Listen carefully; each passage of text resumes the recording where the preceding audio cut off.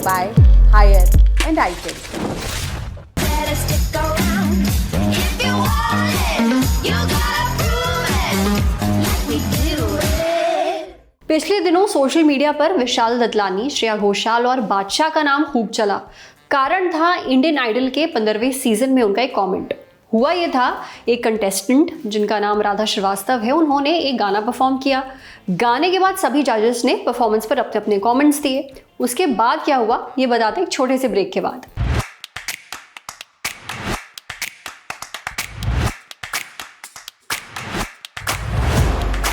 Indian idol का 15वां season शुरू हो चुका है और इसकी क्लिप्स वायरल होना भी शुरू हो चुकी हैं।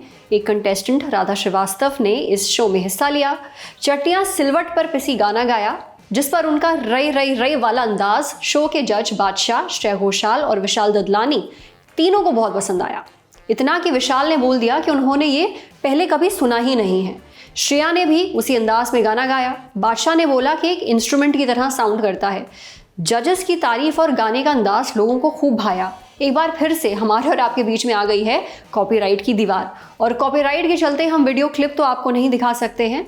फिर भी समझाते हैं कि इसके बाद मामला कैसे वायरल हो गया और विशाल ददलानी और बादशाह ट्रोल होने लगे। बताया गया कि गाने का ये अंदाज गायक बालेश्वर यादव जी का है। बालेश्वर यादव जी इसी तरह से गाते थे। लोगों ने राधा श्रीवास्तव पर भी गाने को कॉपी करने का आरोप लगाया। एक ट्वीट था जिसमें राधा श्रीवास्तव और बालेश्वर यादव जी का वीडियो लगाया गया और लिखा गया कि बॉलीवुड के लोगों की अज्ञानता है ये या बौद्धिक बेईमानी। इंडियन आइडल के 15वें सीजन में विशाल ददलानी कह रहे हैं कि कभी सुना ही नहीं है, बिल्कुल नया स्टाइल है, जबकि गाने को शुरू करने का ये स्टाइल बिरहा गायक बालेश्वर यादव जी का है। 90 के दशक में बहुत लोकप्रिय थे। मुझे बालेश्वर जी का बिरहा लाइव सुनने का कई बार मौका मिला। राधा श्रीवास्तव के बारे में लिखा गया, राधा श्रीवास्तव ने एक रियलिटी शो में बालेश्वर यादव के गाने को प्रस्तुत किया, इसे अपनी रचना के रूप में प्रस्तुत किया। ये इस बात पर प्रकाश डालता है कि कैसे सच्चे कलाकारों के काम पर कभी कभी दूसरे लोग दावा कर लेते हैं। हालांकि कई लोगों ने दूसरों की रचनाओं का उपयोग करके अपना नाम बनाया है। एक यूजर ने फेसबुक में लिखा कि ये है राधा श्रीवास्तव, जिनका इंडियन आइडल में सिलेक्शन हुआ है। अच्छी गायिका हैं, लेकिन इनको अपने रई रई गाने जिससे गाकर ये लोकप्रिय हुई हैं और शायद इसी गाने के बल पर इनका इंडियन आइडल में सिलेक्शन भी हुआ है, तो इस गाने के लिए उनको उत्तर प्रदेश के महान लोक गायक स्वर्गीय बालेश्वर यादव को क्रेडिट देना चाहिए, लेकिन ये कभी उनका नाम तक नहीं लेती। रई रई बालेश्वर यादव का बनाया और गाया गीत है। यदि राधा श्रीवास्तव बालेश्वर यादव को क्रेडिट नहीं देती हैं तो मैं इनके इस गाने को चोरी ही मानूंगा। बालेश्वर यादव से जुड़े एक ट्वीट के जवाब में लिखा गया, मुझे नहीं लगता कि राधा ने इसे अपने नाम से बेचने की कोशिश की। मजे की बात यह है कि विशाल ददलानी, श्रेया घोषाल और बादशाह को बिरहा के बारे में पता ही नहीं था। ऑडिशन में राधा ने बालेश्वर जी के ही गीत गाए थे। राधा ने बिरहा इंडियन आइडल में पहुंचाया, उसका श्रेय दीजिए उसे। एक और ऐसे ही ट्वीट के जवाब में विशाल ददलानी को टैग कर लिखा गया, विशाल ददलानी, नए गायकों को खोजने का मंच है ये या किसी की कला चोरी करने का प्रमोशन मंच है। एक यूजर ने कंटेस्टेंट का पक्ष रखा और लिखा, अरे भैया, इंडियन आइडल में स्वरचित गाना कोई नहीं गाता है, मूल रूप से किसने लिखा है या गाया है ये मायने नहीं रखता। एक यूजर जिन्होंने इस गाने से जुड़ी जानकारी शेयर की थी, उन्होंने भी अपने ही ट्वीट के रिप्लाई में लिखा, राधा श्रीवास्तव ने बेहतरीन गाया है, उनको शुभकामनाएं। हर क्षेत्र में कम से कम ओरिजिनल रेफरेंस को मेंशन करना चाहिए, साइटेशन जरूरी है। अब बात होगी टूटी हुई चीज़ों की, और नहीं, हम आपके दिल की बात नहीं कर रहे हैं और रुपए की बात तो बिल्कुल भी नहीं कर रहे हैं। हम बात कर रहे हैं एक लैपटॉप की, और साथ ही बात होगी इंटरनेट से सलाह मांगने को लेकर। रेडिट पर एक यूजर ने अपने टूटे हुए लैपटॉप की तस्वीर अपलोड की और लिखा कि इसको रिपेयर कैसे करते हैं, सिर्फ गलत जवाब दे।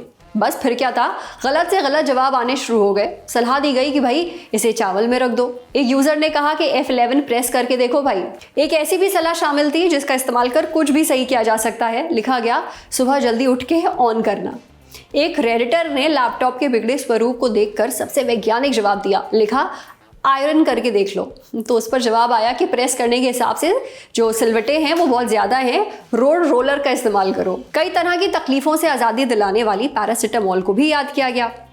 बाहर से भी मदद बुलाई गई। लिखा गया कि गोपी बहू, इस बेचारे की मदद करो।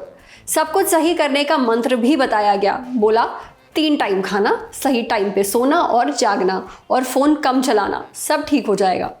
किसी कंपनी की आईटी टीम से भी कोई पहुंच गया लगता है। एक कमेंट था जिसे पढ़कर मुझे तो आईटी टीम की ही याद आ गई। लिखा था बस रीस्टार्ट कर दो। इसके अलावा यूजर को क्या करना चाहिए, आप भी कुछ सुझाइए, शायद आपके कमेंट से किसी की मदद हो जाए। अब बारी है रैपिड स्पीड में खबरों की। इस सेगमेंट में हम आपको आज के ट्रेंड्स, वायरल खबरों और सोशल मीडिया पर ओवरऑल क्या चला इस बारे में बताएंगे। बेंगलुरु का नाम सुनते ही याद आता है ट्रैफिक, मगर ये ट्रैफिक लगता है सड़कों पर। एक ट्वीट के साथ वीडियो लगाकर एक यूजर ने लिखा कि बेंगलुरु में एयरपोर्ट रनवे पर भी जाम लगा था। खबर आई कि 15,000 लोगों की छटनी और कॉस्ट कटिंग के बाद इंटेल ने बचे कर्मचारियों का मनोबल बढ़ाने के लिए फिर से मुफ्त चाय और कॉफी शुरू की है। जियो हॉटस्टार वाले मामले में नया ट्विस्ट आ गया है। पहले आपको पूरा मामला बता देते हैं। हुआ यह था कि रिलायंस जियो और डिज्नी प्लस हॉटस्टार के मर्जर की बात चल रही थी। इसे देख एक ऐप डेवलपर ने JioHotstar.com डोमेन खरीद लिया और इस डोमेन के बदले आगे पढ़ाई के लिए रिलायंस से फंडिंग मांगी। रिपोर्ट्स के मुताबिक लड़के को जब कानूनी कार्रवाई की चेतावनी मिली तो ये डोमेन उसने दुबई के भाई बहन को बेच दिया। अब खबर आ रही है कि दुबई के ये भाई बहन जियो को मुफ्त में डोमेन देने को तैयार हैं। सोशल लिस्ट में अब बारी है पिक ऑफ द डे की, और पिक ऑफ द डे में आज है सुरीली रील। केतन सिंह एक एक्टर हैं, वॉइस ओवर आर्टिस्ट हैं और सबसे ज़्यादा ज़रूरी बात यह है कि वो एक परफॉर्मर हैं। उनकी एक रील इस बात का सबूत है जहां वो ज़िंदगी ना मिले की दोबारा का गाना गा रहे हैं, जो गाना फरहान अख्तर, ऋतिक रोशन और अभय देओल ने मिलकर गाया था। उस गाने को ये अकेले गा रहे हैं, लेकिन इनका गाना सुनते वक्त आप किसी को भी मिस नहीं करेंगे। सुनिए। Next number, I'd like to return to the classics. न मैं समझा न मैं जाना जो भी तुमने मुझसे कहा है सेनोरिटा, मगर फिर भी न जाने क्यों तुम्हें मिलके अच्छा लगा है सेनोरिटा। निगाहों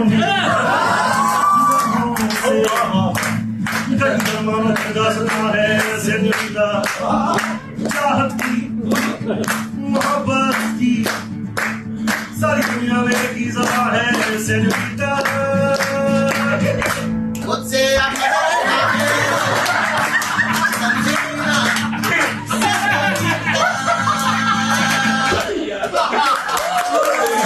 इस सुरीले वीडियो के साथ आज का शो खत्म करते हैं। आज का सोशलिस्ट हमारे लिए लिखा था हमारे साथी अभिलाष ने। अच्छा, जाते जाते एक जरूरी सूचना, ललन टॉप का सालाना अड्डा लौट आया है।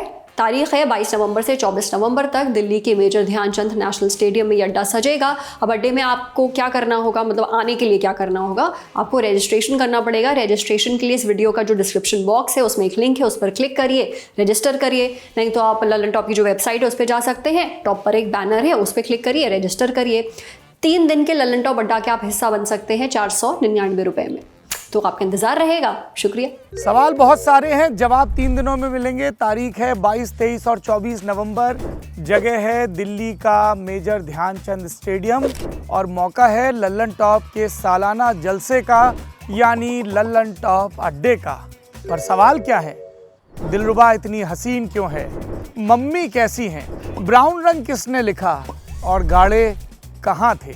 आइए और देश और दुनिया की नामचीन हस्तियों से मिलिए, उनसे अपने हिस्से के सवाल पूछिए और कहकहों में और ज्ञान की रोशनी में सराबोर हो जाइए, क्योंकि ये है ललन टॉप का सालाना अड्डा।